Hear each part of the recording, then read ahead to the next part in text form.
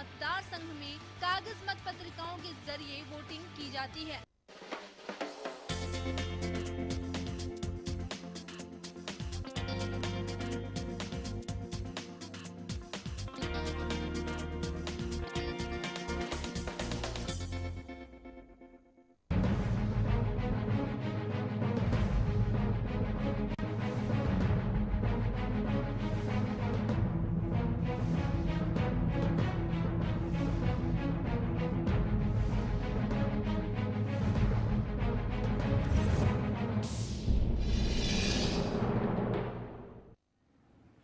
Right, welcome to the Inside Story on 11 News. My name is Rajiv K. Bajaj.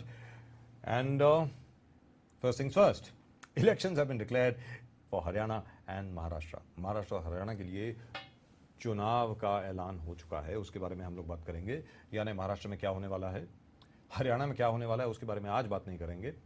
लेकिन जहाँ तक महाराष्ट्र का प्रश्न है, सब लोग इसी के इंतजार में थे कि इलेक्शन कमीशन द्वारा कब अनाउंसमेंट होगी और कब चुनाव होंगे।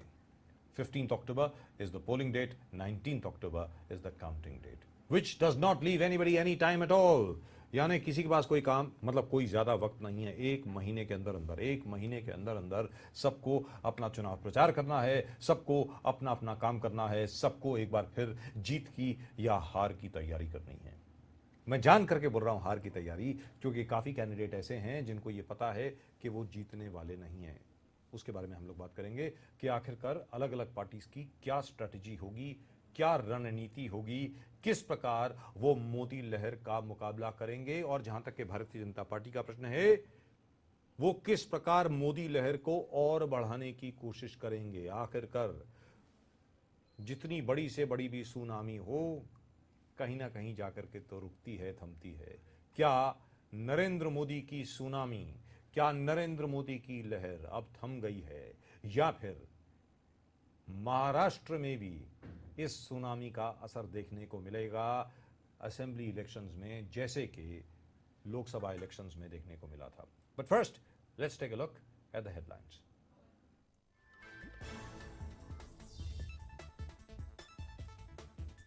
महाराष्ट्र और हरियाणा में चुनाव की तारीख का ऐलान 15 अक्टूबर को होंगे महाराष्ट्र और हरियाणा में चुनाव, और 29 अक्टूबर को होंगे परिणाम घोषित।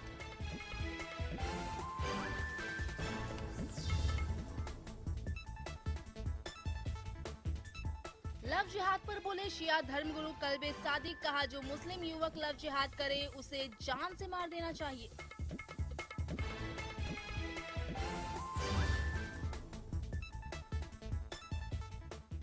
जम्मू कश्मीर में बाढ़ का कहर नहीं हुआ कम, रामबन में खिसक रहे हैं पहाड़, बचाव कार्य जारी।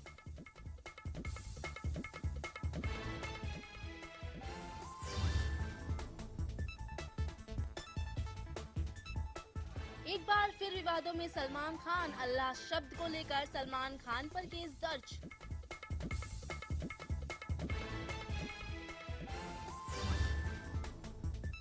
आतंकी संगठन आईएसआईएस को लेकर सीआईए का बड़ा खुलासा। सीआईए ने अपने आकलन में कहा आईएसआईएस लड़ाकों की संख्या आकलन से 3 गुना ज्यादा।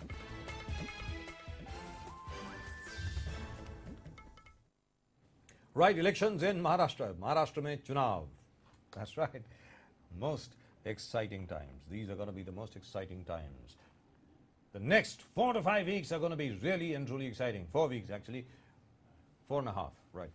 And at the moment to talk about that, we have the former president of the Mumbai Congress and of course the former Minister of State for Home right here in Maharashtra, कृपा शंकर सिंह। जी हाँ, इस वक्त कृपा शंकर सिंह जी हमारे साथ हैं। कृपा शंकर सिंह जी नमस्कार।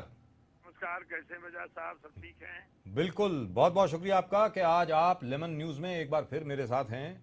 लेमन न्यूज की इनसाइड स्टोरी में आपका स्वागत है, और आपको मुबारकबाद भी हो कि चुनाव का ऐलान हो चुका है। जी। अब आपसे मैं ये जानना चाहता हूं कृपा शंकर सिंह जी, एक जरा सवाल सुन लें, उसके बाद आप बोलें। सवाल ये है कि जिस प्रकार लोकसभा चुनाव में डॉक्टर मनमोहन सिंह की अचीवमेंट्स को, मुझे ऐसा लगता है, हो सकता है कि मैं गलत बोल रहा हूं, कि कांग्रेस ने नजरअंदाज किया। क्या आपको लगता नहीं है कि जो भी पृथ्वीराज चौहान जी ने किया और उसके पहले अशोक चौहान जी ने किया, या जो भी कांग्रेस की अचीवमेंट्स रही हैं, उसको आप इस तरीके से नजरअंदाज नहीं कर सकते महाराष्ट्र में अगर आपको जीतना है तो। कृपा शंकर सिंह जी बताएं। जी, नजरअंदाज शब्द इसमें नहीं वो उचित होता है। जी इतना जरूर होता है कि हमने हमने हमारी सरकार ने, गठबंधन की सरकार ने जी जो देश के लिए हमारा कमिटमेंट था चुनाव के समय, मैनिफेस्टो हमारा कमिटमेंट होता है। जी और वो कमिटमेंट ऐसा होता है कि लोकतंत्र 3 भागों में बटा है। जी एक का नाम होता है आश्वासन, चुनाव के समय जी हम आश्वासन देते हैं लोगों। जी दूसरी होती है योजना, जब हम चुन के आते हैं जी तो योजना बनाते हैं। जी और तीसरी होती है वचन पूर्ति। जी तो हमने कोशिश करके, हमारी सरकार ने, डॉक्टर मनमोहन सिंह जी ने यूपीए की केंद्र सरकार में और खास करके महाराष्ट्र में हमारी यूपीए की यानी हमारी जो आघाड़ी की सरकार है जी उसके पृथ्वीराज चौहान के नेतृत्व में, जी तो हमने जो काम किया, हमारा जो मैनिफेस्टो था, कमिटमेंट मैंने पूरा करने की कोशिश करी है। जी वही हमारा एक आधार होता है। जी लेकिन हो सकता है कि पिछले लोकसभा में यूपीए 2 के कामों को हम लोगों तक पहुंचा न पाए हों, जी हम कहीं कम पड़ गए हों। जी तो उसकी वजह से कि जनता को ऐसे लगा कि उनका हमने कमिटमेंट पूरा नहीं किया है, या जी। जो भी लगा जनता को, जनता ने एक अलग फैसला दे दिया। लेकिन कृपा शंकर सिंह जी, जो आप बोल रहे हैं बिल्कुल ठीक बात है और मुझे लगता है कि लोकसभा चुनाव के परिणाम आने हेतु उसमें क्या क्या गलतियां हुई ये शायद कांग्रेस ने अब सीख लिया होगा। लेकिन यहां पर जी। जहां तक के राष्ट्रवादी कांग्रेस पार्टी का सवाल है, एनसी राष्ट्रवादी कांग्रेस का जहां तक प्रश्न है, यहां पर मैं आपसे जानना चाहता हूं कि उनके साथ जो गठबंधन है वो ज्यों का त्यों रहेगा, क्या वो वैसे का वैसे ही स्थिर रहेगा? और दूसरी चीज, जी अब तक जिस प्रकार राष्ट्रवादी कांग्रेस के कई नेताओं ने, कई मंत्रियों ने अलग अलग किस्म की स्टेटमेंट्स दी हैं जिसको भारतीय जनता पार्टी और शिवसेना आज तक भुना रही है, उस विषय के बारे में आप लोग क्या करने वाले हैं? क्योंकि उसका भी खामियाजा आप ही को भरना पड़ेगा। कृपा शंकर जी बताएं। मुझे लगता है कि गठबंधन जो है, समविचारी जो पार्टियां हैं वो स्थिर रहें। जी। तो इस देश में अलग विचार रखने वाली पार्टी जी वो कभी मतलब यहाँ सत्ता में आ ही नहीं सकती। आप उदाहरण देखिए, जी ये सत्ता वहाँ मतलब बीजेपी की केंद्र में है। जी बिहार में चुनाव हुए 10 सीटों में 10 सीटें न तो आरजेडी के पास थी, न जेडीयू के पास थी, न कांग्रेस के पास थी। जी लेकिन कम समय में 6 सीटों को That's आ right. करके जी, ये जी। हुआ कि हमारा वोटों का विभाजन नहीं होना चाहिए। जी बिल्कुल बिल्कुल ऐसे बिल्कुल ही दुरुस्त मध्य बात, प्रदेश में 3 सीट में आई, दुरुस्त बात। उत्तराखंड में 3 सीटें आई, जो एक बीजेपी के एक चीफ मिनिस्टर की सीट थी, जी जो मेंबर ऑफ पार्लियामेंट बने थे, जी उनकी सीट थी, रमेश निशंक जी की थी। जा तो ऐसा नहीं है, हमारा वोटों का विभाजन जो है वो कहीं जी। कहीं हम बोलूँ सर, और मुझे पूरा भरोसा है कि हमारा गठबंधन जो कांग्रेस और राष्ट्रवादी और दूसरे विचारी पार्टियों के साथ है, वो जो 69% है उन्होंने भारतीय जनता पार्टी को वोट नहीं दिया है, ये हमें याद रखना चाहिए। दूसरी चीज है, जिस प्रकार लालू यादव जी ने और नीतीश कुमार जी ने, जैसा आपने बिल्कुल ठीक कहा, बिहार में सबके सामने यह प्रदर्शित कर दिया कि आखिरकार भारतीय जनता पार्टी को रोका जा सकता है, भारतीय जनता पार्टी को हराया जा सकता है, यानी नरेंद्र मोदी को हराया जा सकता है। इसको लेकर के सिर्फ कांग्रेस और राष्ट्रवादी कांग्रेस ही काफी नहीं है, आपको बाकी पार्टियों के साथ भी गठबंधन करना पड़ेगा। क्या इस विषय में कोई विचार हो रहा है? कृपा शंकर जी बताएं। सहमत है, इस विषय भी विचार हो रहा है। जी हमारे कांग्रेस पार्टी के जो यहाँ महाराष्ट्र के मंत्रिमंडल में संसदीय कार्य मंत्री हैं, जी और दूसरे हमारे जो पूर्व मुख्यमंत्री अशोक चौहान साहब हैं, जा कोऑर्डिनेटर कमेटी के चेयरमैन हैं वो, जी तो ये दोनों के ऊपर पार्टी ने जवाबदारी दी, उनसे बातचीत चल रही है। बातचीत चल रही है और इस बातचीत का नतीजा मैं उम्मीद करता हूं बहुत जल्दी आएगा। लेकिन फिलहाल कृपा शंकर जी, आखिर में आखिरी सवाल ये, मेरा ये मानना है और इस विषय में हमारी कई मर्तबा पहले भी बात हो चुकी है कि आखिरकार कांग्रेस को कांग्रेस ही हराती है। कांग्रेस के अंदर जो आपसी मनमुटाव जो है, आपसी मतभेद जो हैं, उनको खत्म करने के लिए पार्टी क्या कर रही है, यह साफ तौर पर देखा गया लोकसभा चुनाव के दौरान। अब आप क्या कर रहे हैं कि बिल्कुल एकत्रित होकर के, एकजुट होकर के, बिल्कुल एकता के साथ आप लोग लड़ें, उस विषय में पार्टी क्या कर रही है? आखिरी सवाल कृपा शंकर जी। पिछले लोकसभा चुनाव के नतीजों ने जी हम सब लोगों की आंखें खोल दी हैं, जी और हम सब लोग जो है इस तरह से अभी जो हमारे प्रदेश कांग्रेस कमेटी की चुनाव की समितियां बनी हैं, जी नारायण राणे साहब को कैंपेनिंग कमेटी प्रचार समिति का प्रमुख बनाया, जी अशोक चौहान जी को इसका कोऑर्डिनेशन कमेटी के अध्यक्ष बनाया, जी और सुशील कुमार सिद्धे साहब को हमारी मैनिफेस्टो कमेटी का चेयरमैन बनाया जी। और फिर हर्षवर्धन पार्टी पब्लिसिटी और मीडिया का चेयरमैन बनाया। उसमें सब लोग इकट्ठे चल के आप जी। देख रहे हैं कि अपने जो टिकट की चयन प्रक्रिया है जी। उसमें सब लोग मिल बैठ के कर रहे हैं और कर रहे हैं। तो मुझे लगता है कि वो जो लोकसभा में हमारा डिवाइड हो गया और हम कहीं इधर उधर ये हो गए, उसका जी। नतीजा ने हम सब लोगों की आंखें खोल दिए और क्या हम बात सब है। लोग मिलकर काम कर रहे हैं। आपको और साधुवाद। आने वाले समय में जो जो स्थिति उदाहरण बनी, चाहे वो बिहार के जी। बने चाहे उत्तराखंड के बने, उस इन स्थितियों में मुझे हम सब लोग इकट्ठा होकर लड़ रहे हैं। क्या बात है। पूरा भरोसा है कि हम इस बार भी कांग्रेस के नेतृत्व में कांग्रेस की गठबंधन की सरकार बनेगी। चलते चलते कृपाशंकर जी, मुझे मालूम है कि मैंने आपको कहा था कि ये आखिरी सवाल है, लेकिन ये असल में आखिरी सवाल है। वो ये है कि डॉक्टर मनमोहन सिंह ने जो देश के लिए किया, डॉक्टर मनमोहन सिंह के नेतृत्व में जो भारत ने प्रगति की, डॉक्टर मनमोहन सिंह के नेतृत्व में जब पूरे यूरोप में हाहाकार मची हुई थी, यूरोप की अर्थव्यवस्था तहस नहस हो गई थी, लोग सड़क पर आ गए थे, यूरोप क्या एशिया में भी हालत खराब थी, दक्षिण अमेरिका में भी हालत खराब थी, सिर्फ भारत में बिल्कुल स्थिरता थी और चीन में थोड़ी बहुत थी। तो डॉक्टर मनमोहन सिंह को हम लोगों ने उसका श्रेय क्यों नहीं दिया? मैं आपसे जानना चाहता हूं। आखिरकार ये हमारे प्रधानमंत्री, मैं खुद मानता हूं ऐसे प्रधानमंत्री देश में पिछले 60 बरस में नहीं हुए, उनको उसका श्रेय आखिरकार अपनी पार्टी से भी क्यों नहीं मिला? कृपाशंकर जी बताएं। नहीं, अपनी पार्टी से तो मैंने कहा नहीं कि कहा तो हम किए हुए उनके कार्यों को जी। हम लोगों तक पहुंचा नहीं पाए, उसका अफसोस है।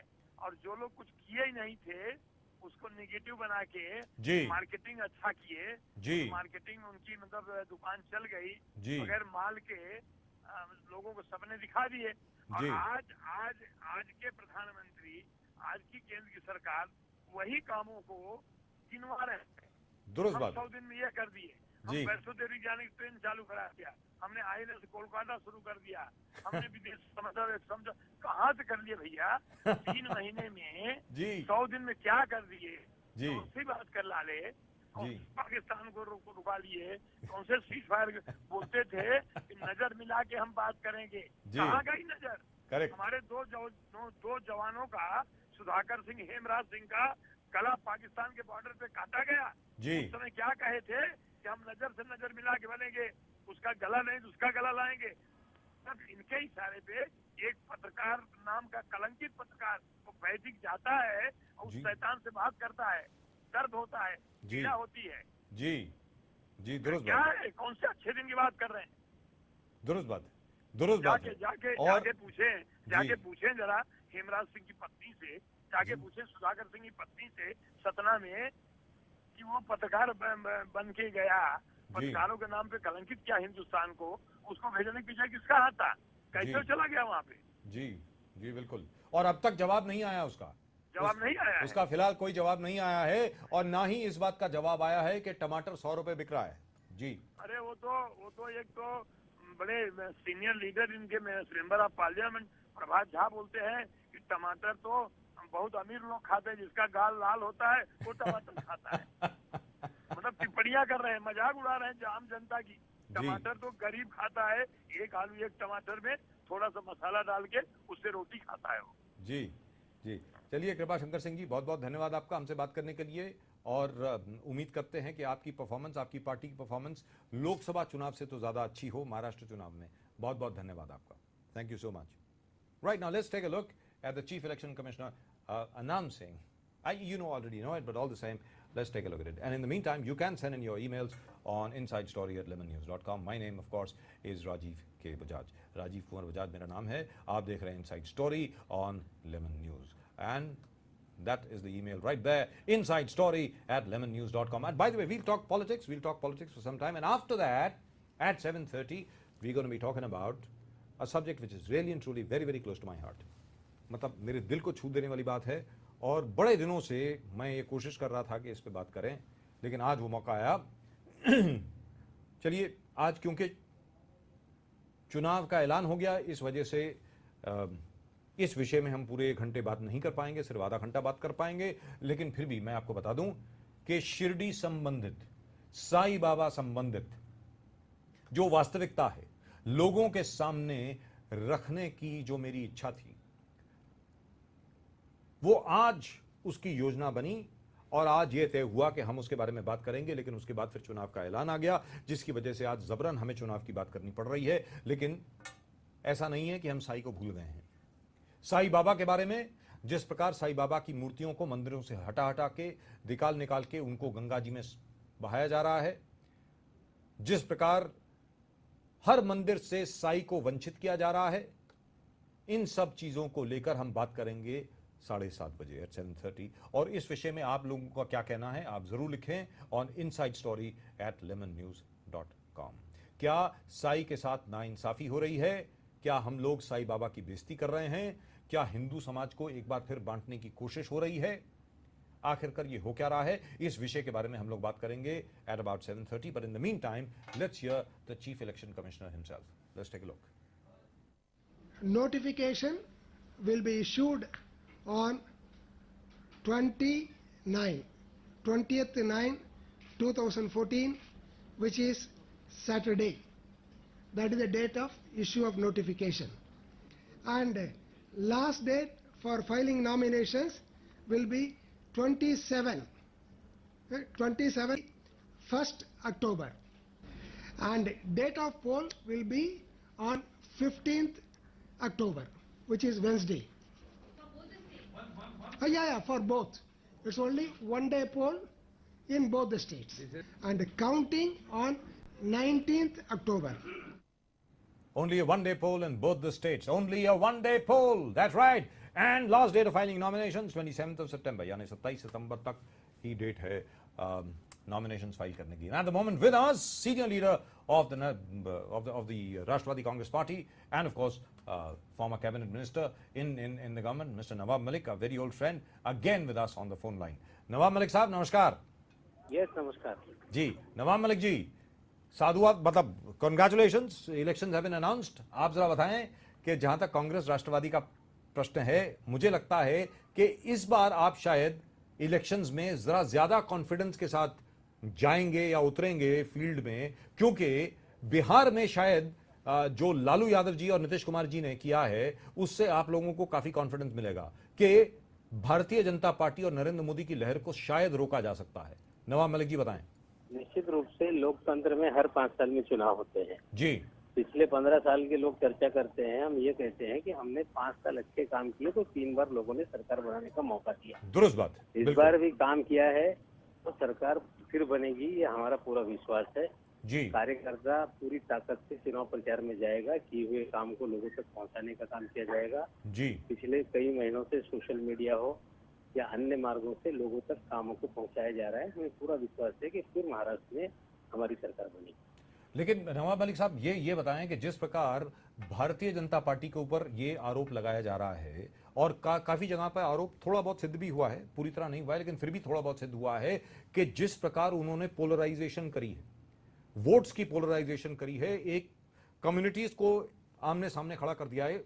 जैसे कि अभी एक नया फतवा आया है कि किसी मुस्लिम लड़के को डांडिया खेलने को नहीं दिया जाएगा, अंदर नहीं जाने दिया जाएगा. यह भी कहा जा रहा है कि लव जिहाद, एक नया शब्द आ गया है. लव जिहाद पहले भी था, अब दोबारा एक लव जिहाद नाम का एक शब्द आ गया है, उसको बहुत ज्यादा धोया जा रहा है हर जगह पे. आप ये बताएं कि इस प्रोपेगेंडा को कॉम्बैट करने के लिए आप लोग क्या कर रहे हैं? नवाब मलिक जी. कि ये भारतीय जनता पार्टी हमेशा धार्मिक भावनाओं को भड़काकर राजनीति करती रही जी. इस देश में राम के नाम से लोगों को गुमराह किया गया जी. फिर वही हरकतें हो रही है जी. लेकिन महाराष्ट्र में भी उन्होंने शिवाजी महाराज को लेके पश्चिम महाराष्ट्र में हालत बिगाड़ने की कोशिश की थी जी. सतर्कता से सारे षड्यंत्र को रोका गया है जी. महाराष्ट्र में प्रोग्रामी विचार के लोग हैं. हम ये मानते हैं कि इस तरह की जो धर्म की राजनीति महाराष्ट्र में नहीं चल पाएगी. और निश्चित रूप से जिस तरह का प्रचार उन्होंने उत्तर प्रदेश को पूरी तरह से पोलराइज कर दिया है जी. या धार्मिक गुरुओं में बांट दिया है, ये देश के हित में नहीं. और जी. पढ़े लिखे लोग, समझदार लोग इससे कहीं ना कहीं थोड़ा सा परेशान हो रहे हैं. हमें लगता है कि इस चुनाव में जिस तरह से उपचुनाव के नतीजे आए, महाराष्ट्र में भी उसी तरह से नतीजे आएंगे और हम धार्मिक भावनाओं को भड़काने वाले लोगों को पूरी तरह से लोकतांत्रिक व्यवस्था में जवाब देने का काम करेंगे.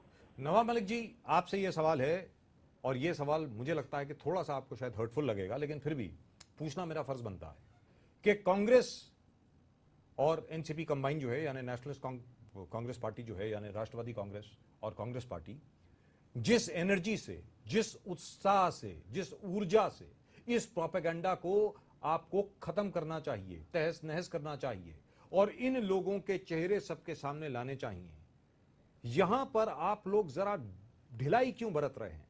मुझे ऐसा लगता है, हो सकता है कि मैं गलत हूं, मैं उम्मीद करता हूं कि मैं गलत हूं। नवाब मलिक साहब।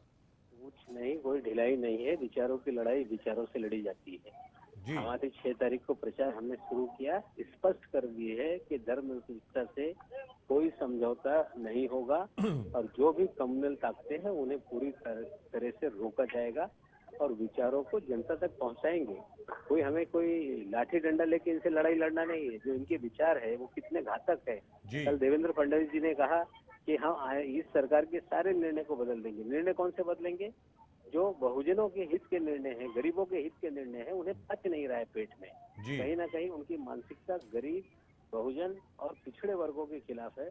उन्हें उनकी जबान पे आ गई। हम जनता तक पहुंचाएंगे कि हम चाहते हैं कि समता मूलक समाज की निर्मित जो पूरे देश को दिशा देने का काम महाराष्ट्र ने किया है, जी तो इस विचारों को हम खत्म नहीं होने देंगे और पूरी ताकत से इन विचारों को आगे ले जाएंगे। नवाब मलिक साहब, आखिरी सवाल, और आखिरी सवाल यह है कि बिहार में जिस प्रकार लालू यादव जी और नीतीश कुमार जी ने मिलकर के ये दिखा दिया कि as far as the game of numbers is concerned, it is very easy to stop the BJP, because after all, please remember, the BJP won 282 seats by polling only 31% of the vote, or rather by getting only 31% of the polled vote. Now, as far as Maharashtra is concerned, are you working out a combination whereby you will get some more partners as well? कुछ और election partners भी आप अपने साथ लेकर के जाएंगे क्या? समाजवादी पार्टी से या आरपीआई अंबेडकर ग्रुप से या अन्य ऐसे सेक्युलर ग्रुप से भी बातचीत आपकी चल रही है कि चुनाव में ये 3 या 4 या 5 पार्टीज का गठबंधन हो? नवाब मलिक जी।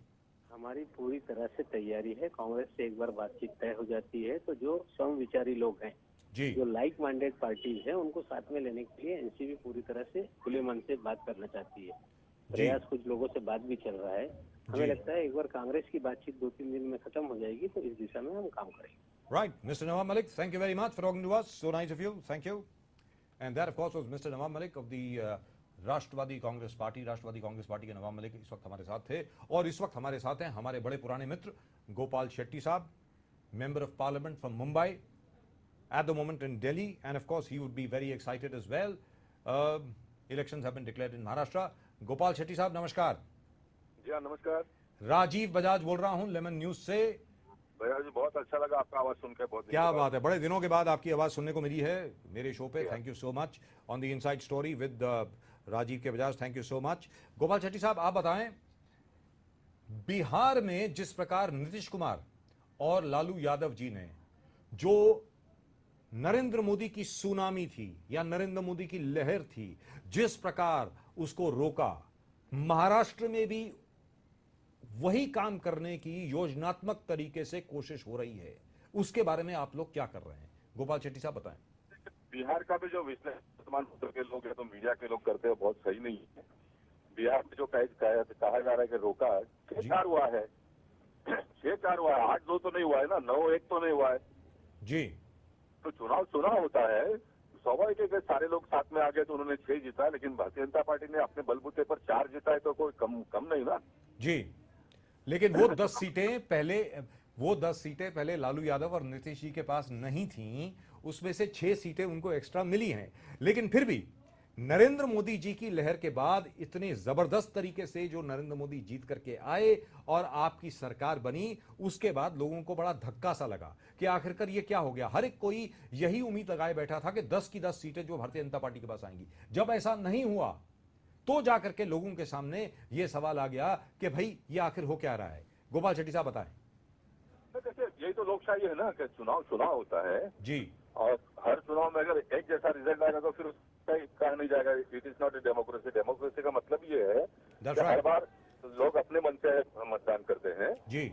और महाराष्ट्र की अगर मैं बात करूं तो महाराष्ट्र में चुनाव डिक्लेयर हुआ है जी। महाराष्ट्र में कांग्रेस और एनसीपी के लोगों ने जिस प्रकार से 15 साल राज्य किया, गवर्निंग किया है जी, जिस प्रकार से हैरान परेशान लोगों को किया है, डेवलपमेंट के बारे में कभी सोचा ही नहीं जी। और ये सारे बातों का गुस्सा लोगों के मन में बहुत है। मैं ये नहीं कहूंगा कि हम लोग बहुत टॉप पर है इसलिए हम लोग जीत जाएंगे। लोग हमको जिताएंगे। लोग हमको इसलिए जिताएंगे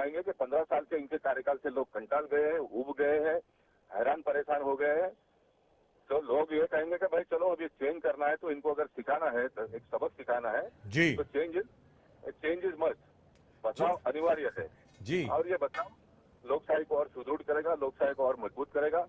हम जैसे राजनीतिक क्षेत्र में काम करने वाले लोगों को भी जिता देगी कि भाई लोगों का काम नहीं करोगे तो जनता इस प्रकार का रिजल्ट देती है।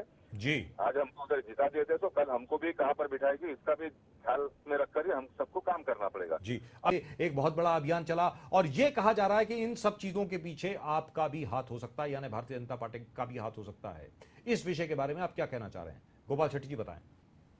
हो सकता है ऐसा तो कोई नहीं कह रहे ना जी अब हो सकता है के बारे में तो बहुत कुछ भी हो सकता है। डेमोक्रेसी में हर व्यक्ति को अपने हिसाब से सोचने का अधिकार है जी लेकिन भारतीय जनता पार्टी ने सभी मुद्दों के बारे में स्पष्टता दी है कि ये पार्टी का मत नहीं है। जी पार्टी में भी जब लोग काम करते तो 10 लोग 10 विचार के होते हैं, 10 जी। लोगों की सोच अलग अलग होती है, लेकिन जी। टोटलिटी में जब पार्टी का जो स्पोक्स पर्सन होते हैं उनको अधिकार दिया जाता है कि पार्टी के बारे में आप बताइए। दुरुस्त बात। अगर कोई स्पोक्स पर्सन कहता है तो वो पार्टी का मत होता है, जी बाकी कोई कहते हैं तो उनका इंडिविजुअल मत होता है। तो भारतीय जनता पार्टी के मन में ऐसा बिल्कुल नहीं है। भारत एक सेकुलर देश है, सेकुलर देश को कैसे आगे लेके चलना इसके बारे में बहुत बार हमने स्पष्टता किया है जी और बहुत सारी बातों का स्पष्टता करते हुए एक बात का स्पष्टता हम लोगों ने बहुत स्पष्ट रूप से किया है जी कि भारत में जो बहुसंख्यक लोग हैं उनका भी आदर कदर करना पड़ेगा। सिर्फ वोटों दुरुस्त के बात। लिए बिल्कुल। आप इस बड़े समाज को, बड़े तबके के लोगों को जो डिपेंडेंट है, हिंदुस्तान में हिंदुओं का देश ऐसा कहा जा रहा है, हिंदू इस शब्द का डिफाइन भी सुप्रीम कोर्ट ने किया। जी। ये सारा होने के बावजूद भी वोटों के लालच के लिए हम किसी को खुश और किसी को दुखी करेंगे नहीं, ये भारतीय जनता पार्टी की बहुत स्पष्ट मत है। बिल्कुल दुरुस्त बात है, बिल्कुल दुरुस्त बात है। और शुरू से आपका भी यही मत रहा है, अलग अलग विषय पे, अलग अलग मंच पर आपने भी यही बात बार बार दोहराई है, इसमें कोई दो राय नहीं है। 20 साल से मैं आपको 24 साल से मैं खुद आपको देख रहा हूं, आप मतलब जहां तक आपका मत है, आपका भी मत यही रहा है। लेकिन आखिरी सवाल आपसे ये, गोपाल शेट्टी साहब। आपने देखा इस बार उत्तर मुंबई में जी मालूम नहीं जैसे मुस्लिम समाज के लोगों ने अगर गोपाल शेट्टी को वोट दिया है जी तो एक 23 साल का ट्रैक रिकॉर्ड देखकर लोगों ने दिया है ना वोट। दुरुस्त बात, अगर बिल्कुल। में हिंदू और मुस्लिम और क्रिश्चियन लोगों के बारे में जरा भी अगर मतभेद होता जी तो ये रिजल्ट नहीं आता था। दे आर बिल्कुल। ऑल ह्यूमन बीइंग्स, हम मानव समाज के लिए काम करते हैं, लेकिन साथ साथ में मानव समाज में भी अगर कोई हिंदू भी गलत करता होगा तो हम उसके बारे में भी टिप्पणी करेंगे, जी। मुस्लिम या क्रिश्चियन करता होगा तो उसके बारे में भी करेंगे। ये जी। समाज नाराज हो जाएगा, ये हम कभी दिमाग में लाते नहीं है। गोपाल आप शेट्टी अगर साहब, आखिरी सवाल, और ये बिल्कुल आखिरी सवाल है मेरा। मैं जानता हूं कि आप इस वक्त बहुत ज्यादा व्यस्त होंगे, बहुत ज्यादा मीटिंग वगैरह हो रही होंगी महाराष्ट्र चुनाव को लेकर के, और वो ये है कि जिस प्रकार शिरडी के साईं बाबा के खिलाफ एक अभियान चला, जिस प्रकार शिरडी के साईं बाबा की मूर्तियों को अलग अलग मंदिरों से निकाल के उनको बाहर खदेड़ दिया गया, जिस प्रकार आज की तारीख में हम लोग साईं बाबा को लेकर के इस चीज को हम लोग देख रहे हैं, मैं आपसे जानना चाहता हूं, क्या ये एक नया एंटी महाराष्ट्रियन एक अभियान चल गया है? क्योंकि वो महाराष्ट्र से हैं साईं बाबा, इसलिए उनको बाहर कर दिया जाए मंदिरों से ताकि सब लोग वापस हरिद्वार और बनारस जाएं। जानना चाहता हूं आपसे गोपाल शेट्टी साहब। इस विषय में मैं छोटा ही टिप्पणी दूंगा कि बहुत बड़ा विषय है, इसमें कोई 1-2 मिनट में बात अपनी कोई भी रख नहीं पाएगा जी इससे गलत मैसेज आ सकता है कि इस बारे में भी चर्चा करना होगा तो आधा घंटे का डिबेट में मैं आ जाऊंगा, मैं चर्चा करूंगा आपसे जी लेकिन देश में फिर एक बार एक व्यवस्था है, धर्म सांसद नाम की भी कोई चीज है जी तो वो अगर कोई सोच समझ कर निर्णय लेते तो उसको भी अनादर किया नहीं जा सकता है जी बाकी व्यक्तिगत श्रद्धा सबके बारे में हो सकती है जी हाँ, लेकिन कोई किसी को अपना आधार माने वो एक बात अलग है, लेकिन भगवान मानना चाहिए कि नहीं मानना चाहिए ये कोई मैं और आप तो तय नहीं कर सकते हैं। जी आपको लगता है कि पत्थर को भगवान मानना ये आपकी श्रद्धा है, आप मान सकते हो। दुरुस्त बात है। हाँ, तो दुरुस्त इसके बात। बारे में बहुत लंबा बहस होना चाहिए, छोटी टिप्पणी मैं नहीं करना चाहूंगा। साईं बाबा के प्रति लोगों की श्रद्धा है, भावना है जी तो उनके भावनाओं का भी आदर और कदर हमको करना पड़ेगा जी लेकिन साथ साथ में धर्म सांसद नाम की भी कोई चीज है, जी जैसे लोकसभा है, लोकसभा में चुनकर लोगों ने भेज दिया है जी बिल्कुल तो वहाँ पर जो निर्णय होते हैं उसका भी तो हमको आदर कदर करना पड़ेगा, नहीं तो लोकशाही को कौन मानेगा। राइट। गोपाल साईं बाबा शेट्टी के बारे में मैं इतना ही कहूंगा कि मेरा फैक्ट्री का खुद का नाम है साईनाथ इंजीनियरिंग करके, साईं बाबा के नाम पर है, जी बिल्कुल लेकिन वो मेरा व्यक्तिगत श्रद्धा का विषय हो सकता है, लेकिन मैं सबको ये नहीं कहूंगा कि आप साईं बाबा को भगवान मानो करके। जी गोपाल शेट्टी साहब, बहुत बहुत शुक्रिया आपका बात करने के लिए हमसे, thank you so much, and hopefully we'll have a long discussion on Sai Baba and of course on the elections. Thank you so much when you're back in Mumbai. Right, we had promised you that we would talk about Sai Baba. Sai Baba के बारे में हम लोग बात करेंगे, मैंने आप लोगों से वादा किया था। लेकिन साई बाबा के ऊपर बात करने के पहले एक बार फिर देख लें कि आखिरकार कांग्रेस जो हारी है, मेरा खुद का ये मानना है, और इस विषय के बारे में हमने परसों भी बात की थी, कांग्रेस की जो हार हुई है, एक शर्मनाक हार जो हुई है, सिर्फ 44 सीटें लेकर के कांग्रेस जो वापस आई, मेरा यह मानना है उसमें सबसे बड़ी भूमिका इस बात की थी कि आपने डॉक्टर मनमोहन सिंह की सारी अचीवमेंट्स को इग्नोर किया, जान करके उनको बैकग्राउंड में रखा, जान करके आपने डॉक्टर मनमोहन सिंह को ऐसे दिखा दिया कि वास्तविकता में वो तो सिर्फ कठपुतली हैं और हम जो कहते हैं वही वो करते हैं। यानी एक बेजबान का प्रधानमंत्री, इस किस्म की भूमिका निभाने पर मजबूर कर दिया आपने डॉक्टर मनमोहन सिंह को। Let's take a look at those graphics again. Let's take a look at those graphics again, and I really and truly want all of you to reply to this. क्या डॉक्टर मनमोहन सिंह के साथ नाइंसाफी हुई है? क्या doctor Manmohan Singh के साथ नाइंसाफी हुई है? जब यूरोप की अर्थव्यवस्था डगमगा गई थी, जब यूरोप में यह दिख रहा था कि कहीं पर किसी को कुछ भी नहीं मिलेगा, ग्रीस जैसा देश, यानी यूनान, France, Spain, Italy, all right, not France so much, but certainly Spain and Italy. People were out in the streets. They did not have enough to eat. There was just one island of stability. एक जजीरा था जहां पर पूरे आसपास समंदर में एक तूफान आया हुआ था, और उस जजीरे में, उस आइलैंड में, उस द्वीप में शांति थी, स्थिरता थी। हर एक को यह मालूम था कि भाई अगली 7 तारीख आएगी, मुझे मेरी तनख्वाह मिल जाएगी। ठीक है, कीमतें बढ़ गई हैं, लेकिन फिर भी चीजें उपलब्ध हैं। ऐसा नहीं है कि अगर मैं मार्केट में जाऊंगा तो मुझे ब्रेड नहीं मिलेगी, ऐसा नहीं है कि अगर मैं मार्केट में जाऊंगा तो मुझे आटा, दाल, चावल नहीं मिलेगा, ऐसा नहीं है कि मुझे दही और दूध नहीं मिलेगा। लेकिन यूरोप में ऐसा हुआ, यूरोप में ऐसा हुआ। लोग मार्केट में गए और देखा मार्केट बंद है, लोग सब्जियां खरीदने गए और देखा कि सब्जियां उपलब्ध नहीं हैं। $10,000 की सब्जियां मिल रही थीं। उस वक्त हिंदुस्तान में ऐसा कुछ नहीं हुआ, और उसके लिए जो श्रेय डॉक्टर मनमोहन सिंह को मिलना चाहिए था वो नहीं मिला। जैसा अभी हमने कृपाशंकर सिंह से पूछा, जैसा अभी हमने नवाब मलिक से पूछा, कि जहां तक हिंदुस्तान का प्रश्न है, क्या हिंदुस्तान में जो कुछ डॉक्टर मनमोहन सिंह ने किया उसको नजरअंदाज करके कांग्रेस ने अपने ही पैर में कुल्हाड़ी मारी या नहीं? यह मैं आपसे जानना चाहता हूं। मेरी समझ में मारी, आगे आप बताएं। आप लोग अपने ईमेल भेजें on insidestory@lemonnews.com. That's insidestory@lemonnews.com. All right, now we had promised you that we would talk about Shirdi. हम लोगों ने आपसे वादा किया था कि हम शिरडी के बारे में बात करेंगे, साईं बाबा के बारे में बात करेंगे, और जिस प्रकार आज की तारीख में साईं की मूर्तियों को उठा उठा के अलग अलग जगह पे रखा जा रहा है, मंदिरों से साईं को निकाला जा रहा है, जहां जहां साईं की पूजा हो रही थी वहां पे बंदिश लगाई जा रही है, क्योंकि धर्म संसद ने यह कहा कि बंदिश होनी चाहिए। क्या यह सही है आपके मुताबिक? और दूसरी चीज यह है कि क्या हम हिंदुत्व का दायरा बहुत छोटा नहीं कर रहे? आखिरकार साईं भक्त अगर मंदिर में जा रहे हैं और साईं की भी पूजा कर रहे हैं, उससे क्या हिंदुत्व का दायरा, हिंदू धर्म का दायरा और बढ़ता नहीं है? Anyway, we'll talk more about that when we come back. But first, let's take a look at what took place at the Dharm Sansad at Kavarda. This is really worth watching. Let's take a look.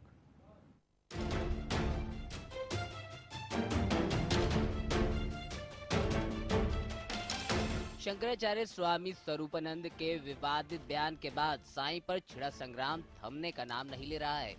Swaroopanand ने साईं को भगवान मानने से इनकार किया तो देश और दुनिया में साईं भक्तों में निराशा और विरोध की लहर फैल गई। इतना ही नहीं, साईं भगवान हैं या नहीं इसको लेकर धर्म गुरुओं ने धर्म संसद का आयोजन किया, जिसमें तमाम साधु संतों की मौजूदगी में फैसला लिया गया कि साईं भगवान नहीं है, लिहाजा हिंदू धर्म के अनुसार साईं की पूजा करना उचित नहीं है। धर्म संसद के इस फैसले का ये असर हुआ कि देश भर के मंदिरों से साधु संतों ने साईं की प्रतिमा को हटवाना शुरू कर दिया और उन्हें दरिया में विसर्जित कर दिया गया। ऐसे में सवाल ये उठता है कि भक्तों की आस्था में दखल करना धर्म संसद के लिए उचित है। सवाल ये भी है कि इतना सब कुछ हो गया और देश के नेताओं ने इस पूरे मसले पर चुप्पी साधे रखी। बात महाराष्ट्र की करें तो साईं महाराष्ट्र के शिरडी से ही ताल्लुक रखते हैं और साईं का मुख्यालय महाराष्ट्र में ही माना जाता है। महाराष्ट्र के तमाम बड़े नेता साईं के दरबार में मत्था टेकते हैं, लेकिन जब साईं को मंदिरों से निकाला जा रहा है तब महाराष्ट्र के नेता क्यों खामोश हैं? क्या महाराष्ट्र के नेता धर्म संसद के इस फैसले से इत्तेफाक रखते हैं या फिर साईं के इस मसले पर चुप्पी साधे रखना ही बेहतर समझते हैं? बहरहाल धर्म संसद ने तो साईं को केवल एक संत माना है, ना कि भगवान। अगर बात साईं मसले पर महाराष्ट्र के नेताओं की हो तो इनकी चुप्पी सवालों के घेरे में है। क्या महाराष्ट्र में चुनावों की दस्तक है, इसलिए ये नेता साईं मसले पर कुछ कहना नहीं चाहते, या फिर साईं में नेताओं की आस्था भी खत्म हो गई है? Bureau report, lemon news, Mumbai.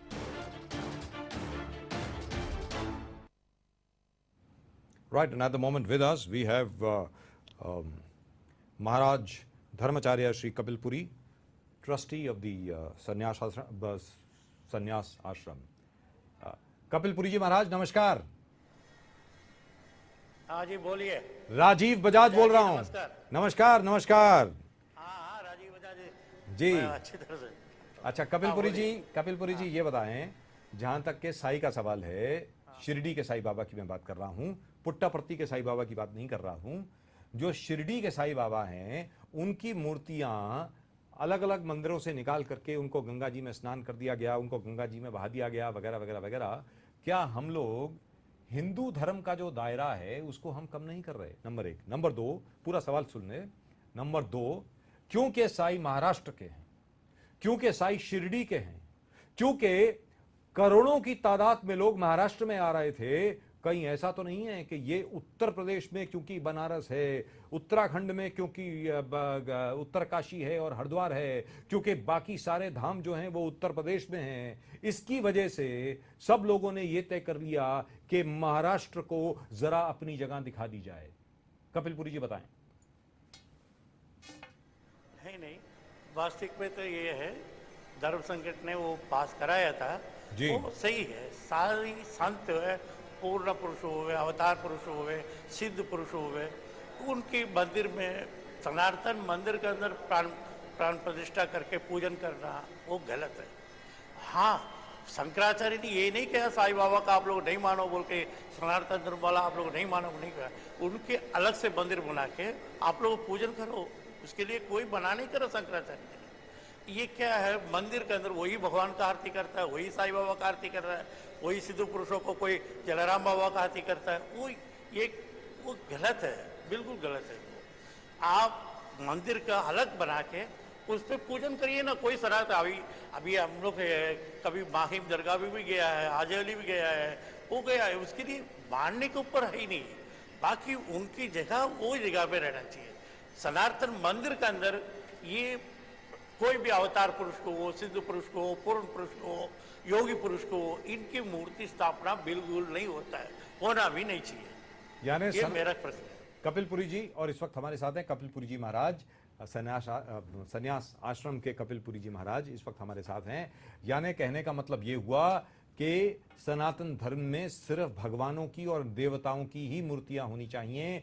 जहां तक के महापुरुषों का प्रश्न है, जहां तक के संतों का प्रश्न है, जहां तक के वो संत जो कहा जाता है कि वास्तविकता में कोई शिव का अवतार था या कोई भगवान का अलग से अवतार था, उनकी मूर्तियां नहीं होनी चाहिए। कपिल पुरी जी, आप ये कहना चाह रहे हैं? हाँ, सही बात है।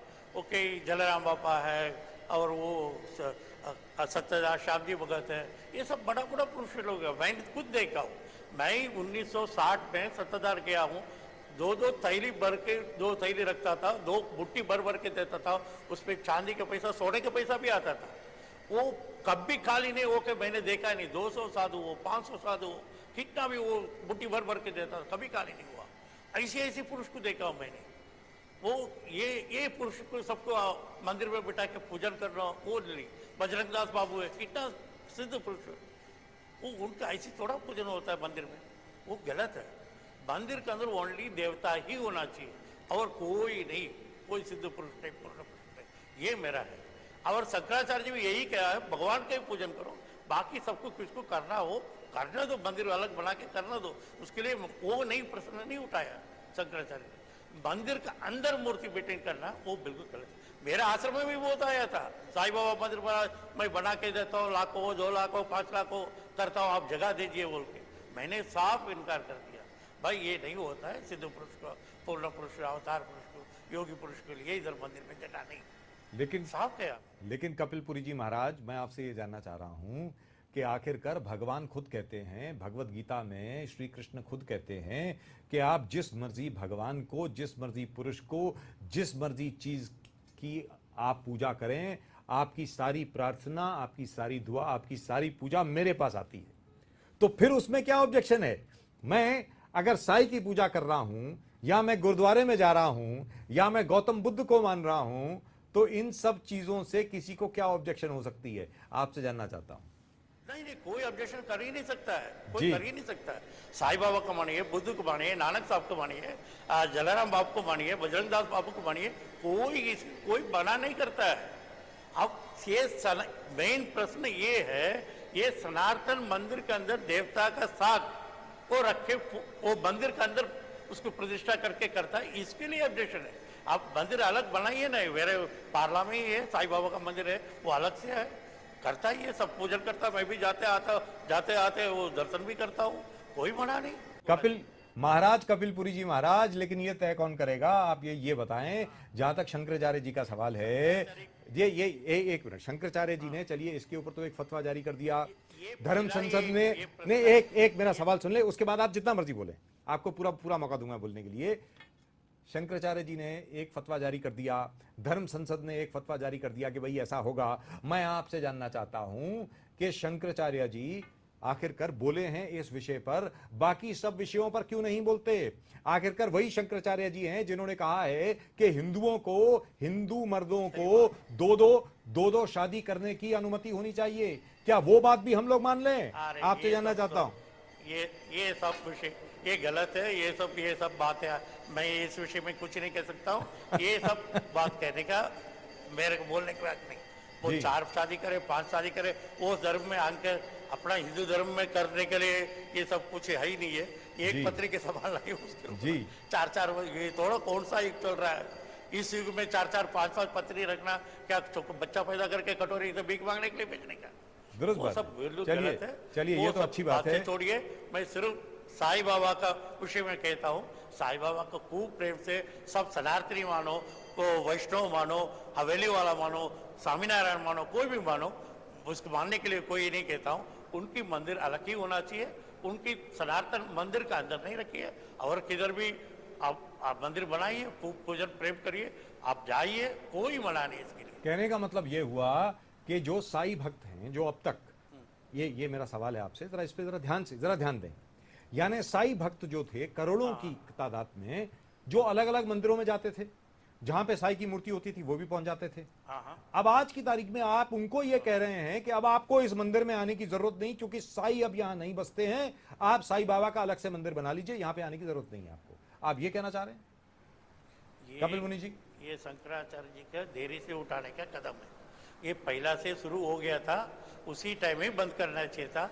ये ज्यादा बढ़ते गया, अभी आग खुला है, अभी ये लोगों ने इस विषय को उठाया। लेकिन मैं आपसे सवाल कुछ और पूछ रहा था, प्रश्न मैंने कुछ और पूछा है कपिल सूरी जी। प्रश्न मैंने आपसे ये पूछा है कि भाई आप अब जो शिरडी के साईं बाबा के भक्त हैं, हरिद्वार में हैं, बनारस में हैं, दिल्ली में हैं, अलग अलग जगह पे, काशी में हैं, हर जगह पर हैं, जो आज आम सनातन मंदिरों में जाते थे साईं बाबा की भी पूजा करने के लिए, अब आपने उनको कह दिया कि यहां आने की जरूरत नहीं है, कि तुम्हारी यहां पे आप आने की जरूरत नहीं है, आप अपना मंदिर अलग से बनाइए। यानी आपने उनको हिंदू धर्म से अलग कर दिया। कपिल सूरी जी। नहीं, ये हिंदू धर्म से अलग नहीं करा, ये गलत, थोड़ा ये देरी से उठाया हुआ कदम, ये पहला से उठाना चाहिए था, पहला से ये लोग को कहना चाहिए था शंकराचार्य जी को, ये गलत, पीछे सब शंकराचार्य को पहला ये शब्द को कहना चाहिए था, भाई सनातन मंदिर के अंदर साई का मंदिर नहीं बनना चाहिए। साई का मंदिर सब जगह में, सब भक्तों लोग ज्यादा हो गया, मंदिर अलग जगह में, सब जगह में बनने लगा, सबको उनके वाह करे, होने के बाद इनको आँख खुला है, अभी बोला है भाई ये सनातन मंदिर पे नहीं होना चाहिए। ये पहला ही से ही नहीं होना चाहिए था, ये पहला ही से ही बात को कहना चाहिए था, ये देरी से कहा, बट नहीं होना चाहिए था। आपके मुताबिक कपिल पुरी जी, आपके मुताबिक नहीं होना चाहिए था, आपके मुताबिक नहीं होना चाहिए था, इसके बावजूद कि आप खुद जो हैं, इस वक्त हमारे साथ हैं कपिल पुरी जी महाराज, आप खुद जो हैं साईं बाबा में श्रद्धा रखते हैं। कपिल पुरी जी आप बताएं, क्या आप खुद साईं बाबा में श्रद्धा रखते हैं या नहीं? मैं एक ही भगवान को मानता हूँ। आज तो हिंदू धर्म में 33 कोटि देवता है, मेरे सिर्फ गणपति दादा को सुबह से शाम तक मानता हूँ बस, और सब भगवान तो है ही। मैं एक भगवान को, कोडियार माता है, वो लक्ष्मी नारायण, शंकर भगवान है, ऐसे सब देवता का नहीं, मेरा इष्ट देवता एक ही गणपति है। गणपति दादा का सुबह से शाम तक मैं उनका ही मानता हूँ, पूजा आरती करता हूँ जी। तो गणपति जी ने भी आपको कहा है कि साईं बाबा की मंदिर, उनकी साईं बाबा की मूर्ति उनके मंदिर में नहीं होनी चाहिए। कपिल पुरी जी बताएं। नहीं, हाँ जी, गणपति दादा का मंदिर में मैं आप साईं बाबा की मूर्ति नहीं होनी चाहिए, मतलब कहने का मतलब आपका ये हुआ? नहीं, जो हिंदू धर्म, गणपति मंदिर में गणेश भगवान के सिवा, जो हिंदू धर्म पूरी दुनिया को अपने आंचल में समाने वाला हिंदू धर्म, वो हिंदू धर्म जिसने हर को अपनाया, हर चीज को अपनाया, भले वो मुसलमान हो, ईसाई हो, जो मर्जी हो, हर एक को अपनाया और उसको कहा कि यहाँ पर आ जाओ। और आप ये कह रहे हैं कि भाई साईं बाबा को आप बाहर निकाल दीजिए, यानी साईं बाबा को आपने अपने घर से बाहर निकाल दिया। अरे नहीं है, साईं बाबा को भी मानने वाला मानने दो, मैं कुछ मना नहीं करता हूँ, लेकिन आप अपने घर से बाहर निकाल रहे हैं, लेकिन आप अपने घर से साईं बाबा को बाहर निकाल रहे हैं। नहीं, कोई साईं मंदिर बन रहा हो, बनने दो ना, पार्ला में बनने दो, कोई मना नहीं कर रहा हूँ, पार्ला के अंदर नहीं बनने का। ऐसी थोड़ा मैं ये बोल रहा हूँ, मेरे घर के अंदर मैं देवता को प्रतिष्ठा करता हूँ। मैं ये बोल रहा हूँ कि सनातन धर्म के जो मंदिर हैं, सनातन मंदिर से, यानी आपके अपने घर से आपने साईं बाबा को बाहर निकाल दिया। साईं बाबा ने आपको अपने घर में इनवाइट किया, आमंत्रित किया, लेकिन आपने अपने घर से साईं बाबा को बाहर कर दिया। कपिल पुरी जी बताएं। नहीं, वो साईं बाबा का मंदिर, सनातन धर्म का मंदिर के अंदर, सनातन धर्म के मंदिर के अंदर प्राण प्रतिष्ठा नहीं होना चाहिए। ये मेरे एक ही है।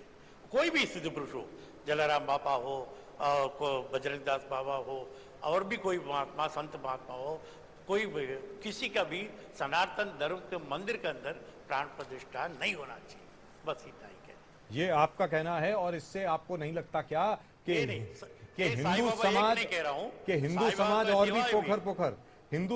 भी पोखर पोखर हो जाएगा? कहने का मतलब ये हुआ आपका। भाई हमारे धर्म में जैसे दुर्गाना मंदिर है या अलग अलग मंदिर हैं, पंजाब के अंदर दुर्गा के मंदिर हैं, बाकी अलग मंदिर हैं, वहां मैं आपसे एक सवाल पूछता हूं छोटा सा। पंजाब में, हरियाणा में अलग अलग दुर्गा माँ के जो मंदिर हैं, वहां पर जितने भी पंजाबी घर होते हैं या जितने भी पंजाबी मंदिर होते हैं, उसमें गुरु नानक देव जी की भी प्रतिमा, उसकी स्थापना होती है, उनकी एक फोटो वहां पे लगी होती है। तो आपके मुताबिक वो भी गलत है क्या? उसको भी बाहर किया जाए? नहीं, कोई, अरे भगवान, ये गुरु नानक देव गुरुद्वारे का अंदर नहीं होता है, ये नहीं कह रहा हूँ मैं। गुरुद्वारे की बात नहीं कर रहा, मैं दुर्गा मंदिर की बात कर रहा हूँ, मैं अंबे माँ के मंदिर की बात कर रहा हूँ। यही तो कह रहा हूँ जी। मंदिर के अंदर फोटो रखने में कोई मना नहीं है। अब वो किसको बांधता हो, कोई अपना रूम में लगाता हो, मंदिर के अंदर पुजारी रखता हो। मैं सनातन मंदिर की बात कर रहा हूँ। वो भगवान के साथ नहीं, माता जी के साथ नहीं। माता जी के साथ नानक देव जी के फोटो लगा के पूजन करना बिल्कुल गलत है। मेरा व्यायाम भगवान को प्रतिष्ठा है, प्रतिष्ठित मूर्ति के नीचे मेरे मंदिर के अंदर गणपति दादा, वो शंकर भगवान को रख के पूजन करने का अलाउ नहीं करता हम लोगों। प्रतिष्ठित मूर्ति के अंदर अपना हिंदू धर्म का ही अनेक छोटा छोटा मूर्तियां रख के पूजन करता है पुजारी लोग को, उसको भी हम लोग हटाता है। क्यों? वो प्रतिष्ठित मूर्ति है, उस जगह में और कोई मूर्ति की जरूरत नहीं है।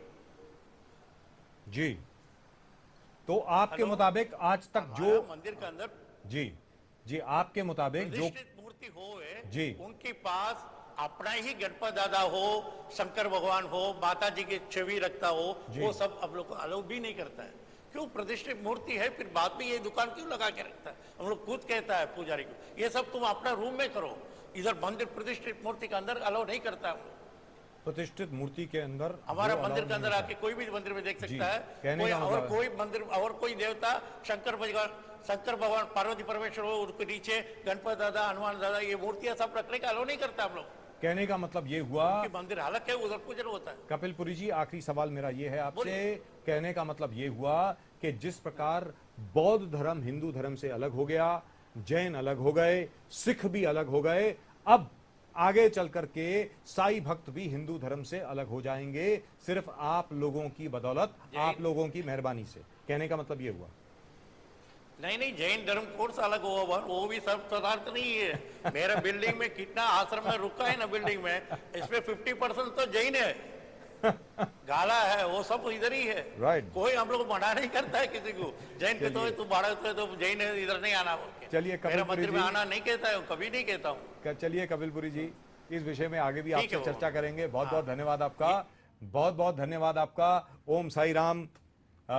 सबका मालिक एक, जैसे साईं बाबा कहते हैं, सबका मालिक एक। बाबा की जय हो। जी, बाबा की जय हो। चलिए, आपके मुंह से निकला तो सही, जय साई राम। क्या बात है जनाब, क्या बात है। Thank you so much.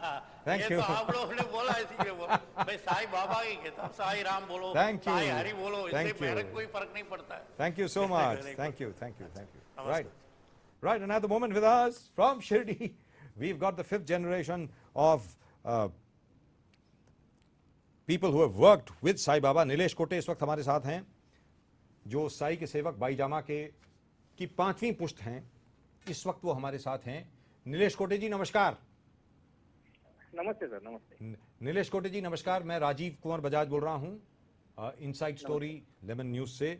आप ये बताएं कि जिस प्रकार साई बाबा की मूर्तियों को मंदिरों से बाहर निकाल करके उनको गंगा जी में बहाया जा रहा है या अलग अलग पानी में समाया जा रहा है, इससे शिरडी में इसका क्या प्रभाव पड़ा है वो जरा बताएं। क्या शिरडी में जो भक्त हैं वो काफी डिस्टर्ब्ड हैं? जैसे हम लोग तो काफी डिस्टर्ब्ड हैं, हम तो शुरू से साई के भक्त रहे हैं। मैं सिर्फ अपनी बात नहीं कर रहा हूं, मैं लाखों करोड़ों अलग अलग लोगों की भी बात कर रहा हूं। आप ये बताएं कि आपके जहन में क्या फीलिंग उत्पन्न होती है जब आप ये देखते हैं कि साई बाबा को लेकर के इस प्रकार की अटकलें लगाई जा रही हैं, साई बाबा को लेकर के इस प्रकार की बातें करी जा रही हैं। आप जरा बताएं। जी हाँ। ये बिल्कुल गलत है कि आप बाबा की मूर्ति जो हिंदू धर्म के जो मंदिर है उनसे निकाल रहे हो जी। आप मंदिरों से मूर्ति निकाल रहे हो, हमारे दिलों से, हमारी आत्माओं से वो बाबा का जो प्रेम है, बाबा का जो प्यार है, बाबा की जो श्रद्धा है, वो कैसे निकालोगे? बिल्कुल। अब ये जो कुछ विद्वान लोग हैं जो संस्कृत में अपनी पदवी धारण करके हम हिंदू लोगों को, सनातन लोगों को एक अलग उलट सुलट बोल के हमारे श्रद्धा में छेद करना चाहते हैं, वो कितपत अच्छा है और कितपत सही है जी। ये आप भी जानते हो, हम जैसे साई भक्त भी जानते हैं जी। और जैसे साई बाबा शिरडी में थे तब उन्होंने श्री गणेश जी का मंदिर है, शिव जी का मंदिर होगा, शनि जी का मंदिर होगा, हनुमान जी का मंदिर होगा, वो उनकी स्थापना खुद अपने हाथों से किए हुए है। बिल्कुल। और वो आज भी मंदिर हमारे शिरडी में आपको दिखने मिलेंगे। वो जो विद्वान होंगे उनको आप भेजो हमारे शिरडी में, वो गणेश जी के वगैरह दर्शन करके लेंगे, उनको भी सद्बुद्धि देंगे गणेश जी। जी बिल्कुल। लेकिन नीलेश कोटे जी आप ये बताएं, वही बात मैं अभी कपिलपुरी महाराज जी से पूछ रहा था कि भाई साई बाबा ने ये कहा कि आप मेरे घर में आइए, साई बाबा ने ये कहा कि मेरा घर हमेशा खुला है, आप मेरे घर में आके रहिए, साई बाबा ने ये कहा कि आप सब लोग मेरे पास आइए, मैं आपका हूं और आप मेरे हैं, और हम लोगों ने उनको अपने धार्मिक मंदिरों से बाहर कर दिया। आप ये बताएं कि क्या ये सही है, क्या ये ठीक है, ये बताएं।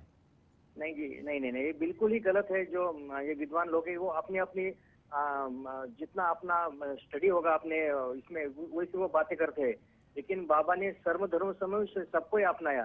बाबा के कोई नहीं था, तो ये कौन हिंदू होगा, कौन मुस्लिम, कौन सिख, कौन ईसाई। जो आप बात की अभी, हम अंबा माते के जी। मंदिर में से आप नानक जी के वगैरह जो फोटो रहते हैं जी वो आप हटा सकते हो। जी तो ये बिल्कुल है, हिंदू धर्म के लोग हैं, हम हिंदू धर्म सबने समा लेता है, सबको समा लेता है। जी। तो ऐसी बातें करना बिल्कुल अशोभनीय है, ऐसे हमें लगता है।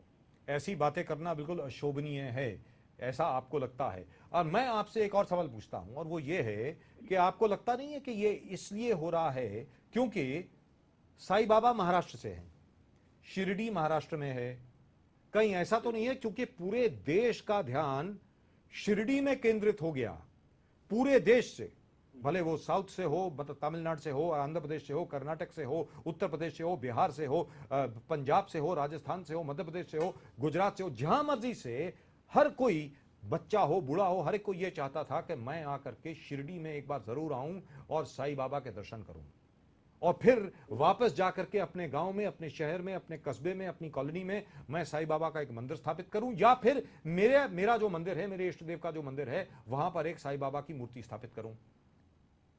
क्योंकि इतनी ज्यादा पॉपुलैरिटी बढ़ गई थी साईं बाबा की, क्योंकि इतने ज्यादा लोग महाराष्ट्र की ओर आ रहे थे। आपको लगता नहीं है कि ये महाराष्ट्र विरोधी मूव है, एक महाराष्ट्र विरोधी आंदोलन चला है ये?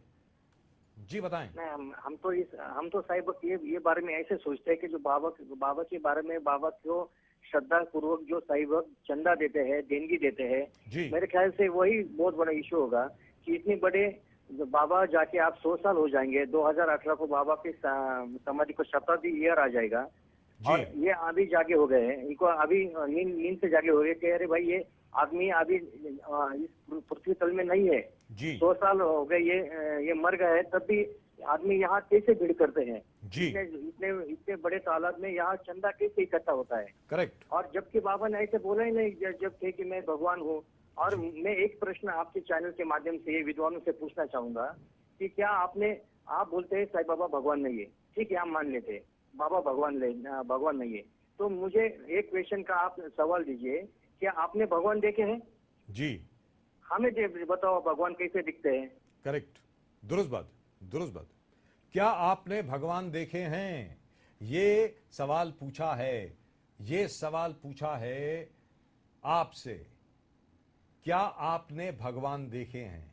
और ये सवाल जब हमने अलग अलग धर्माचार्यों से, मंडलाधीशों से, मठाधीशों से किया, ये कि भाई आपने भगवान देखे, ये तो सवाल नहीं किया, लेकिन जहां पर साईं बाबा ने आपका स्वागत करते हुए, जहां साईं बाबा ने आपको अपने घर में बुलाया, आपने अपने घर से साईं बाबा को निकाल दिया। मैं आपसे आखिरी सवाल पूछता हूं, नीलेश कोटे जी, आप ये बताएं।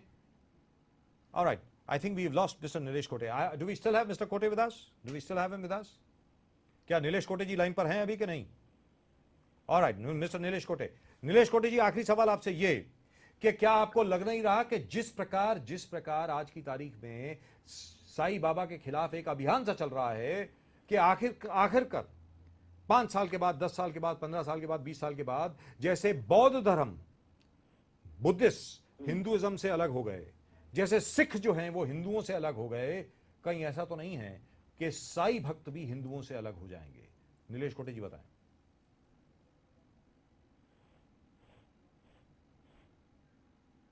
Nilesh Kote ji, can you hear me? Nilesh Kote ji, आपको आवाज आ रही है? I don't think we have him with us. But we do have Mr. Sudeep Dalvi with us. Mr. Sudeep Dalvi, can you hear me?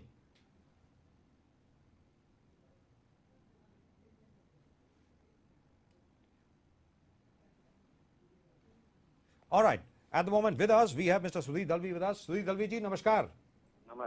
नमस्कार, राजीव बजाज बोल रहा हूं, लेमन न्यूज से। जी, सुधीर दलवी जी, आप ये बताएं कि जहां तक मैंने अभी ये सवाल पूछा था नीलेश कोटे जी से, आपसे भी वही सवाल पूछता हूं।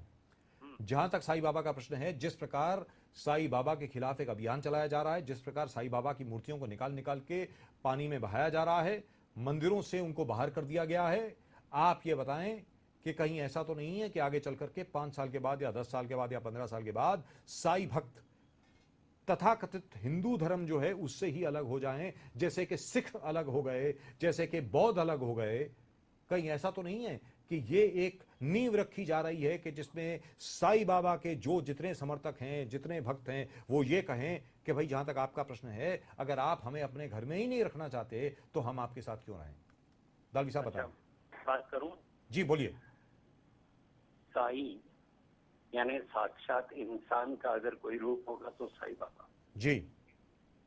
तो साक्षात ईश्वर मानते होंगे, लेकिन मैं बिलीव नहीं करता।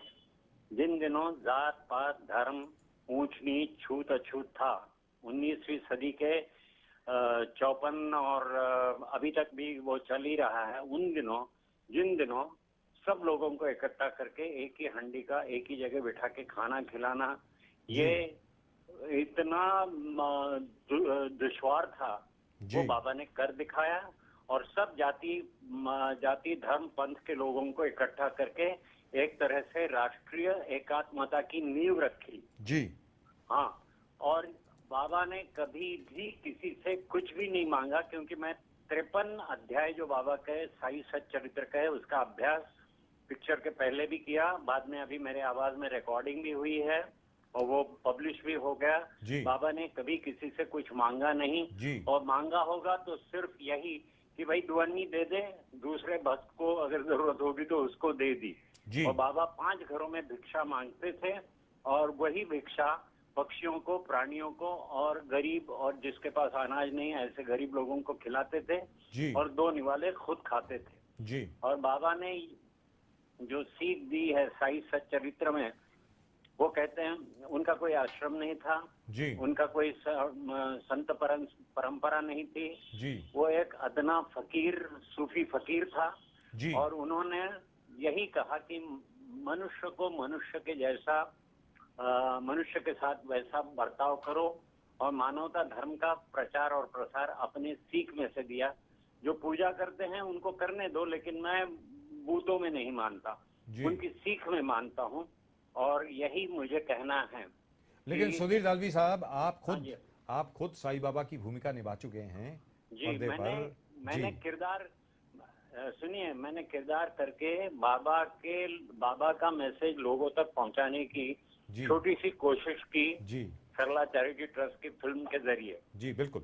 Now the question is this, सवाल ये है कि जिस प्रकार आज की तारीख में साईं बाबा की मूर्तियों को मंदिरों के बाहर किया जा रहा है, आपके जहन में क्या उठता है, आप जरा बताएं। क्योंकि आई फील हर्ट, क्योंकि साईं बाबा को हम भी मानते हैं, मैं भी मानता हूं, मैं खुद मानता हूं, मैं खुद बहुत हर्ट फील करता हूं जब ये मैं देखता हूं कि भाई जिस फकीर ने आज तक कभी अपने सिर को कभी किसी तकिए पर नहीं रखा, आज तक कभी किसी से कुछ मांगा नहीं, उसके साथ ऐसा अन्याय क्यों, उसकी ये क्या है मालूम है? ये मैं जानना चाह रहा हूं आपसे। घोर तपस्या करके भी आज के युग में अगर उन लोगों को सारी चीजें चाहिए, इतने बड़े बड़े तो पेट लेके घूमते हैं, उनको और क्या चाहिए?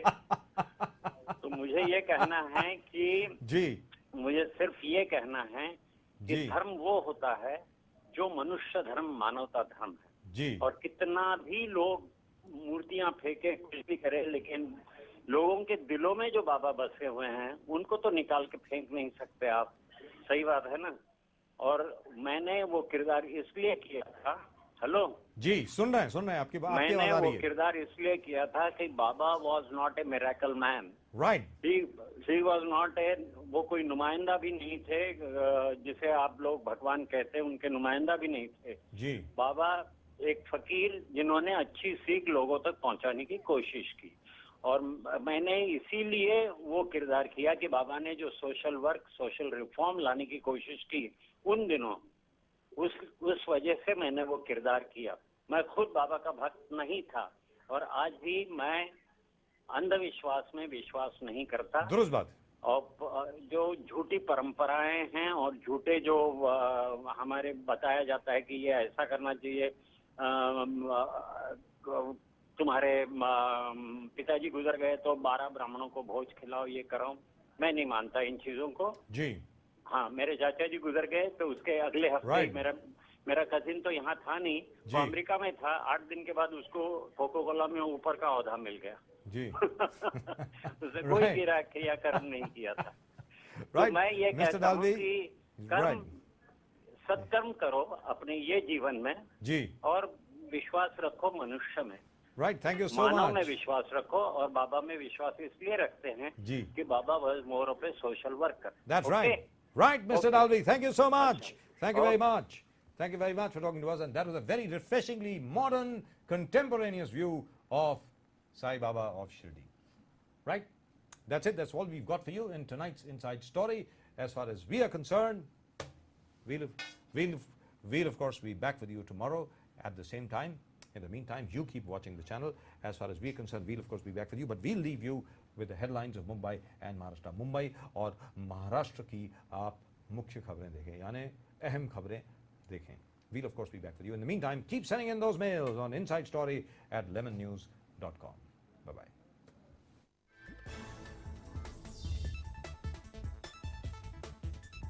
महाराष्ट्र और हरियाणा में चुनाव की तारीख का ऐलान 15 अक्टूबर को होंगे महाराष्ट्र और हरियाणा में चुनाव और 29 अक्टूबर को होंगे परिणाम घोषित.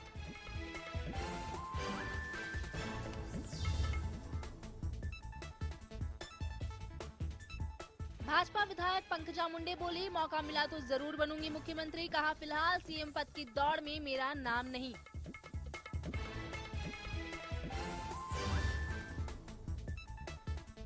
शूटर तारा शाह देव मामले में 3 जजों से पूछताछ. रकीबुल हसन से संबंध रखने के मामले में पुलिस ने 3 जजों से की पूछताछ.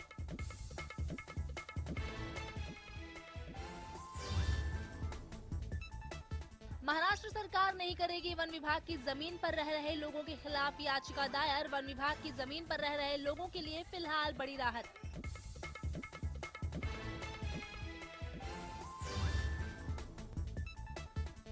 जम्मू कश्मीर में बाढ़ से 4 मिनट के भीतर मिट गया संदाल गांव का नामो निशान. मलबे में अब भी दबे हैं ढेरों शव.